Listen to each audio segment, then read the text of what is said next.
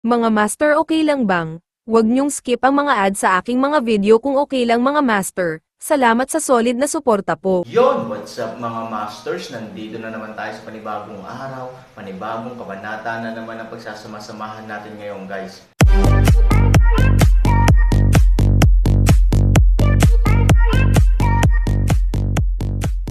Bali mga masters, kung bago ka pa lang po sa aking YouTube channel, please click the subscribe button, lalong-lalo na po yung notification bell guys, para maging connected pa rin tayo sa isa't isa at maging updated kayo sa mga susunod ko pang video.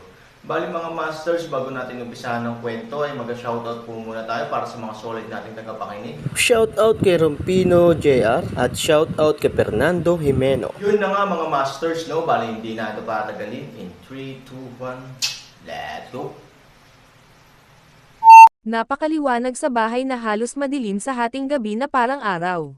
Ang isang malaking bilang ng mga elite na gwardya ay dumating mula sa lahat ng panig at pinalibutan ang buong likod bahay. Sa paligid, may mga patong-patong ng mabibigat na sundalo at lahat ng uri ng pananambang. Sa oras na ito, pabayaan ang mga tao, kahit isang langaw ay hindi kailanman makakalipad palabas. Sa pintuan ng silid ng West Wing, napapaligiran ito ng isang grupo ng mga elite. Kung ang isang tao ay tumingin sa hangin sa oras na ito, dapat itong matagpuan na halos lahat ng uri ng mga sundalo at baluti ay nasa lahat ng dako sa bahay ng dakilang pinuno ng lungsod. Parang manhid ang mga tao sa isang sulyap. Malinaw na narinig ng lahat. Kung may lumabas sa bahay imbes na ang mga tao sa bahay ng aming Panginoon ng lungsod, patayin sila. Dumating ang isang medyo may edad na lalaki at malakas na uminom. Oo. Sabay-sabay na tumugon ang libu-libong sundalo sa buong bakuran, na napakalakas. Kakaiba, mahigit kalahating oras na ang apat na master. Bakit hindi pa sila lumalabas? Sa paligid ng nasa katanghaliang gulang na lalaki, isang kaakit-akit na babae ang lumabas ng dahan-dahan, na may ilang mga kakaibang salita. Maganda ang babaeng ito, pero at the same time, maganda rin siya na may bahid ng kasamaan. Obvious naman na hindi siya madaling ma-provoke. Ang ilang mga dekoryenteng mata na katulad ng paninigarilyo ay nakakakuha ng puso at kaluluwa ng mga tao sa lahat ng oras. Ang nangungunang nasa katanghaliang gulang na lalaki ay umiling, ngunit hindi ko alam. Wala bang mali? Bulong ng babae. Ang apat na supermaster, sa tingin mo ba sila ang apat na tokwa? Kahit sino sa kanila ay talento ng isang dakilang general na kayang tumayo sa sarili niyang panig. Higit pa rito, itong apat na ito ay nagtitipon pa rin ngayon. Maging ang mga walang kamatayang tao sa ang antas ng demonyong santo ay hindi maaaring humingi ng anumang kaganhawahan sa harap nila. Tutol ang nasa katanghaliang gulang na lalaki. Hindi nagsalita ang mapang-akit na babae. Kung tutuusin, totoo naman talaga ang sinabi ng middle-aged na lalaki. Tinatayang apat na tao ang pwedeng maglaro sa loob. Total, malamig na malamig ang mga eksperto sa matataas na lugar. I'm afraid the only fun left is killing others. I think they should be playing. Napaisip ang medyo may edad na at dagdag pa. Mapait na ngumiti ang mapanghusgang babae at nagsabi, kung gayon, Panginoon ng Lungsod Zoo, bakit natin pa sisimulan ang hukbo sa kalagitnaan ng gabi? Ang nasa katanghaliang gulang na lalaki ay walang magawa, lagi siyang maingat na hindi siya nagulat. Ito ay isang pag-aaksaya ng human resources. Boring na boring ang mapang-akit na babae, ang malaking grupo ng mga tao ang naghihintay dito. Alam nilang naka-standby kami dito. Hindi nila alam na sa tingin nila ay may problema sila. Hindi ko alam kung ano ang nakatago sa sirang likod bahay na ito. Ang daming tao sa loob at labas. Medyo naguguluhan din ang lalaking nasa katanghaliang gulang, ngunit ang tinatawag na pagkain ng sweldo ng hari at pagiging tapat sa hari, dahil nagtanong si Lord Zoo, natural na maaari lamang silang kumilos ayon sa utos. Mga yabag, biglang narinig ng nasa katanghaliang gulang na lalaki ang mga putok ng boses mula sa silid ng West Wing, na ikinabagot nila. Sa oras na ito, sa wakas ay nakahinga sila, at sa wakas ay natapos na ang buhay ng kanilang ina. Pagkatapos, nagkatinginan ang nasa katanghaliang gulang na lalaki at ang mapang-akit na babae at bahagyang hinayla ang kanilang kwelyo para maging marangal. Total lumabas naman ang apat na master kaya hindi sila matatalo sa mukha. Bumukas ang pinto at isang grupo ng mga tao ang nakangiti sa isa't isa, ngunit biglang tumahimik ang ngiti. Dahil malinaw, Naman, imposibleng lumabas ng silid ang 4 na master, ngunit ang 3 baboy na may comatose na si Master Lu sa kanyang likod, si Child Ruyo at Aaron na may Zia Wei sa kanyang likod. Ang mga tao sa magkabilang panig ay dilat ang mata at maliit ang mata. Halatang hindi nila inaasahan na lalabas ang isa't isa. Ang Aaron ay marahil ang tanging walang malasakit na tao sa madla. With his brain and his divine sense, paanong hindi niya malalaman na may mabibigat na tropa sa labas? Ang medyo ikinagulat niya lang ay napakalaki ng mabibigat na tropa sa labas. Matapos matigilan ang nasa katanghaliang gulang ay umungol ito at agad na binuksan ang kanyang poster. Alerto lahat, wow! Ang isang grupo ng mga piling tao ay agad na naglagay ng isang atake at depensa na poster, at direktang pinalibutan sila ng napakabilis. Ito ay hindi masyadong maraming upang ilarawan ito sa isang pangungusap na puno ng tubig. Kuya Han, mukhang medyo mahirap para sa amin ngayong gabi. Kung hindi, gagawin namin ni Susan ang aming makakaya na ay escort ka. Kami naman, si Lord Zhu ay walang lakas ng loob na gumawa ng anuman tungkol sa amin. Alam ni Child Ruyo na hindi siya kalaban at gusto lang niyang umalis muna si Aaron. Ikinaway ni Aaron ang kanyang kamay at tumingin sa medyo may edad na lalaki at kaakit-akit na babae sa kanyang harapan. Biglang sumilay ang kakaibang ngiti sa kanyang mukha. Then he made a stunned behavior. Mga master, okay lang bang? Huwag niyong skip ang mga ads sa aking mga video kung okay lang mga master. Salamat sa solid na suporta po. Alam kong may kinalaman ka kay Lord Zhu. Gayunpaman, kapatid na Ning, ang lugar kung saan nagpadala ang mga tao ng 4 na eksperto para bantayan ay napapalibutan na ngayon ng dagat ng mga tao. Sa tingin mo ba ang kahalagahan ng lugar na ito ay kayang tiisin ng inyong relasyon? Panipi, dahil dinala ka ni Aaron dito, natural lahat ng kahihinatnan ay papasaninihan. Pagkatapos ay dahan-daang ibinaba ni Aaron si Zia Wei sa kanyang likod at ibinigay ito sa batang si Ruyo. Natigilan si Child Ruyo, ngunit hindi niya namamalayan na marahan niyang hinawakan si Zia Wei sa itim na bag. Pagkatapos, binawi ni Han Sani ang kanyang malaking palakol, at ang mahabang espada ay lumipad pabalik sa kanyang manggas. Maging ang itim na gintong gas sa kanyang katawan ay biglang binawi.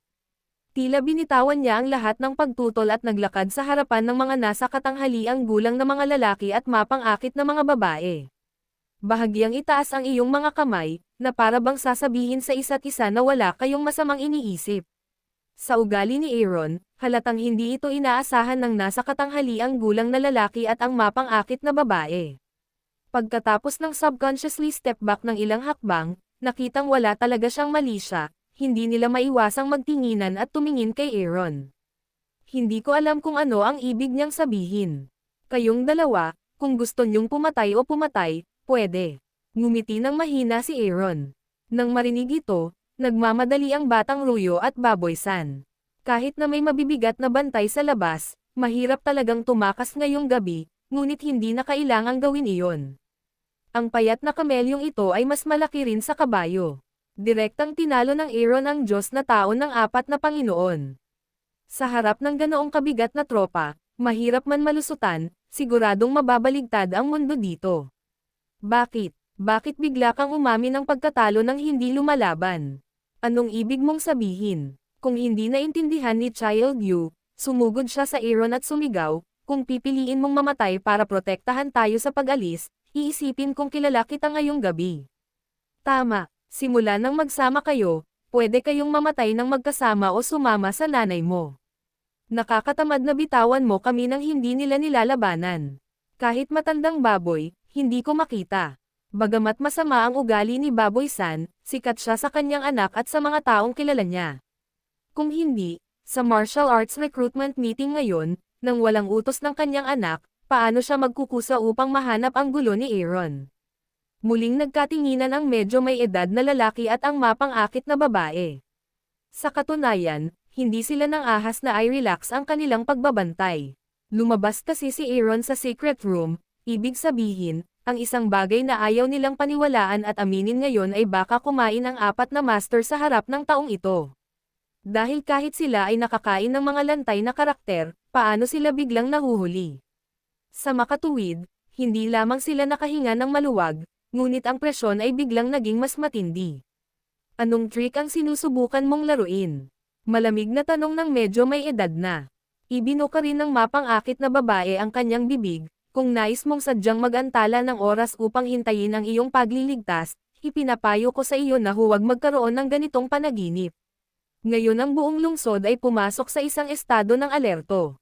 Anumang kaguluhan ay makikita kaagad. Kung tungkol sa tirahan ng Panginoon sa lungsod, napapaligiran ito ng marami. Kung wala ang payo ng Panginoon ng lungsod, walang gustong lumabas o pumasok. Nang marinig ito, mahinahong ngumiti si Aaron, gaya ng sinabi mo, walang silbi ang anumang paraan dito. Kung hindi ko masunurin na huhulihin ang sarili ko, gusto ko pa bang humingi ng gulo? Minsan ang mga bagay ay kakaiba kaya makatwirang sabihin na ang susunod na sentensya ng mga nasa katanghaliang gulang na mga lalaki at mapang-akit na mga babae ay dapat na arestuhin sila ng masunurin. Ngunit nang talagang gawin ito ni Han Sanchen, ito ay nag-alinlangan sa kanila. Pagkatapos, itinaas ni Aaron ang kanyang kamay ng mas mataas, isang kilos ng kompletong pagsuko, tumingin pabalik sa Child Ruyu at Baboy San, at malumanay na ngumiti, I appreciate your kindness, but now it is really my own business, please give me some time. Pagkatapos nito, muling tumalikod si Aaron, tumingin sa nasa katanghaliang gulang na lalaki at kaakit-akit na babae, at nakangiting sinabi, gawin ko, sumusumpa ako, tumayo ka rito at hayaan kayong dalawa na pumatay, hindi na magkakaroon ng anumang laban, at magagawa mo ito ng natural, Aaron. Utang ko sa inyong dalawa ang buhay. Nahulog ang mga salita, ipinikit ni Aaron ang kanyang mga mata, nang marinig ito. Ang nasa katanghaliang gulang na lalaki at ang mapang-akit na babae ay biglang nanlaki ang kanilang mga mata at sumigaw sa halos isang boses. Ikaw ba ay Aaron? Storytelling channel sa YouTube. Ngumiti si Aaron, saka binawi ang kanyang kanang kamay at biglang hinayla pababa ang kanyang belo. Nang tuluyang mabunyag ang gwapong mukha, ang nakapalibot na lugar na napapaligiran ng mabibigat na tropa ay biglang umatras ng halos kalahating metro, at ang mga mata ng maraming sundalo ay direktang nagbago mula sa pagbabantay sa takot. Naiintindihan na walang gaanong tao ang nakakakilala sa mukha ni Aaron sa bagong urban area. Gayunpaman, karamihan sa mga sundalo sa tirahan ng Panginoon ng lungsod ay hindi pamilyar sa taong Tianjiangming na gumawa ng isang malaking palabas sa arena ng kompetisyon sa martial arts ngayon at naging sanhi pa ng paghabol sa buong lungsod. Kaya naman, paanong hindi ka matatakot kapag nakita mong ang lalaking nakatayo sa harapan nila at kinubkob nila ay isang mabangis na lalaki mula sa langit? Ngunit sa matinding kaibahan sa mga sundalong ito, ang nasa katanghaliang gulang na lalaki at ang malandi na babae ay hindi umatras sa oras na ito, at tumingin pa kay Aaron ng ilang hakbang. Sa oras na ito, walang takot sa kanilang mga mukha. Sa kabaligtaran, ito ay isang uri ng kagalakan. Ikaw talaga, Aaron. Shit, hindi tayo nananaginip. Ang nasa katanghaliang gulang na lalaki at ang mapang-akit na babae ay hanggal at gustong abutin at hawakan ang Aaron, ngunit hindi na sila nang ahas sa ibang pagkakataon. Nakatingin lang sila sa kanya at nagbubulungan sa sarili. Hindi bawal ang Aaron. Diretso niyang hinawakan ang kanilang mga kamay, diretsong inilagay ang kanilang mga kamay sa kaliwat kanang mukha, at malumanay na ngumiti, sabi mo ba totoo o mali? Nararamdaman ang temperatura sa mga kamay at mukha ni Aaron, paano nila malalaman na hindi ito panaginip, ngunit isang katotohanang totoong nangyari sa kanilang harapan. Shit! Ang dalawang matandang magnanakaw, sina Lu Wuzhen at Aoshi, ay sumama pa sa isang grupo ng mga aso sa Yaoshen Pavilion noong araw na iyon, ngunit hindi kanila pinatay. Excited at hindi makapaniwalang sabi ng medyo may edad na. Ngumiti si Aaron at tumango. Hahaha, Shinji, anong sinabi ko sa'yo? Nakita mo ba? Shit, facts speak louder than words. Excited na hinayla ng middle-aged na lalaki ang mapang-akit na babae sa tabi niya at sumigaw. Puno rin ng ngiti ang mukha ng kaakit-akit na babae. With her charming face, she smiled with incomparable warmth. Well, tama ka. Akala ko talaga palom na nung natrap ako sa Fairy Valley nung araw na yon. Maya-maya, malabo kong narinig ang balitang buhay ka pa. To be honest, it was all hearsay. We didn't take it seriously at all. Ngunit hindi ko inaasahan, marahang umiling ang mapang-akit na babae at mapait na ngumiti, parang may mga bagay na hindi lumilikha ng alon kung walang hangin. Sa araw na yon, kailangan kong magpasalamat sa tulong mo. Kung hindi, hearsay lang talaga. Ngumiti si Aaron. Hehe, ano ang maitutulong namin? Sa ilalim ng bandila ng pagliligtas sa iyo, kailangan naming umasa sa iyo upang iligtas kami sa huli. Don't mention it, nakangiting sabi ng medyo may edad na. Sa anumang kaso, dahil ang tatlo ay nangahas na ipagsapalaran ang kanilang buhay upang iligtas ang Aaron noong araw na iyon, naalala ng Aaron ang tatlo mula noon. Kung magkakasama tayo sa hinaharap, magpapasalamat tayo. Ito ay talagang isang masayang kaganapan para sa iyo at sa akin na magsama-sama ngayon, ngunit ikaw at ako ay may iba't ibang mga kampo. Sa makatuwid, ang magagawa ni Aaron ay upang i-offset ang kanyang buhay sa kanyang buhay upang mabayaran ang damdamin ng araw na iyon. Ang mga salita ay nahulog, Aaron ay tumingin sa dalawang tao, gawin ito, Aaron ay hindi kailanman gumawa ng anumang pagtutol. Oo, ang nasa katanghaliang gulang na lalaki ay walang iba. Siya ang Panginoon ng palasyo, si Mo-Beit Ian, na kilala bilang makalangit na palasyo ng demonyo noong araw na iyon, at ang kaakit-akit na babae ay si Lord Qingji ng 100 palasyo ng demonyo. Nakilala sila ni Aaron nang makita niya ang mga ito noong siya ay lumabas, kaya ginawa niya ito. No wonder sumuko ka at hindi na agad lumaban nang makita mo kami. Akala namin may something fishy dito. I didn't expect it to be so. Mapait na ngumiti si Mo-Beit Ian at umiling.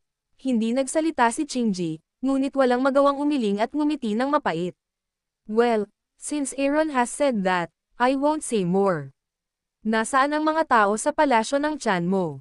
Oo, sa karamihan ng tao, maraming mga disipulo ng palasyo ng tiyan mo ang direktang kumaway ng kanilang mga braso at sumigaw.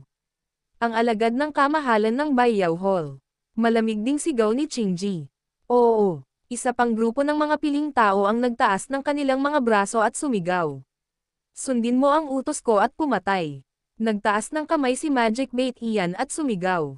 Patayin. Sumunod si Qingji sa kanya at ipinakita ang kanyang mga braso sa isang iglap. Sa likuran nila, halos 1,000 disipulo ang may hawak na mahabang kutsilyo at handa nang umalis.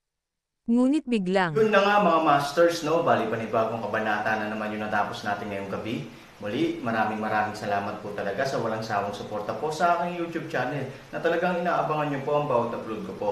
Bali mga masters, magkita-kita ulit po tayo bukas ng gabi at ngayon po ay magpapaalam po muna tayo. Bali mga masters, bye-bye!